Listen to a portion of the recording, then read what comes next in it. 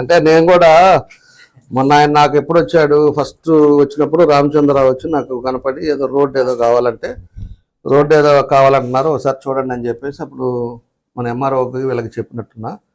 ఆ తర్వాత నన్ను మళ్ళా వచ్చి కలిసింది లేదు. నాకు మళ్ళా వచ్చి ఇచ్చింది, కార్డు ఇచ్చాడు, అది ప్లాన్ చూపించాడు. మొత్తం ఓపెనింగ్లు గందరగోళంగా ఉన్నాయి రోడ్లంతా కూడా. వచ్చి రేపు పూజ ఉందండి, పూజకి రండి అని అడిగారు. సరే అని ఆ రోజు పోయి టెంకాయ కొట్టి వచ్చా.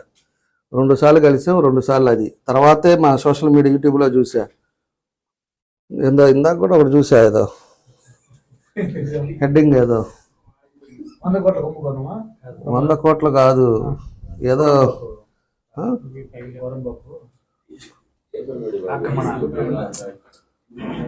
కాదు నాకు పెట్టావు కదా, నాకు ఇందాక ఏదో పెట్టాడు, ఆ హెడ్డింగ్లో చూసా. కాకపోతే దాని బైలా ప్రకారంగా ఎలా ఉందో అలా కూడా చూస్తాము. ఎందుకంటే వాటర్ బాడీ నుంచి 500 మీటర్స్ దూరంగా ఉండాలి. ఇవన్నీ కూడా బఫర్ జోన్ ఉంటుంది.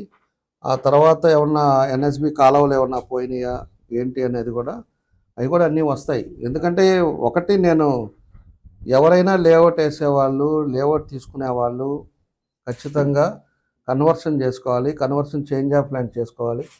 దాంతోపాటు ఎల్ఆర్ మన రెగ్యులరైజేషన్ తీసుకొని ప్లాన్ అప్రూవ్ తీసుకొని ఆ నెంబర్ పెట్టుకొని చేసేస్తే అది క్లారిటీ ఉంటుంది. నాకు నిన్న చెప్పింది ఏంటంటే, ఎందుకు వచ్చింది అవన్నీ ఇలాగా సోషల్ మీడియాలో ఇవన్నీ వస్తున్నాయి అని చెప్పేసి అంటే, ఇంకా వాళ్ళు ఎల్ఆర్ తీసుకోలేదని చెప్పారు. ఎల్ఆర్ తీసుకోకుండా లేఅవుట్ వేసి బిజినెస్ స్టార్ట్ చేసి ఎల్ఆర్ అయిపోయింది అన్నట్టు అప్రూవ్డ్ అని చెప్పేసి అన్నారని చెప్పి నాకు తెలిసిన ఇన్ఫర్మేషను. ఎల్ఆర్ ఎందుకు ఎల్ఆర్ తీసుకుంటే ఏమైనా లోటుపోట్లు ఉంటే అన్నీ కూడా బయటకు వస్తాయి, దాంట్లో తెలుస్తాయి. అందుకని వాళ్ళకు కూడా నేను చెప్తున్నా మీ ద్వారా, ఎల్ఆర్ తీసుకోండి. పెద్దలు లేఅవుట్ వేసేది కాదు, ఎల్ఆర్ తీసుకొని జెన్యూన్గా చేయండి. ఇలాంటి యూట్యూబ్లో లేకపోతే టీవీ ఛానల్లో ఇలాంటివి రావని చెప్పేసి తెలియజేస్తున్నాను.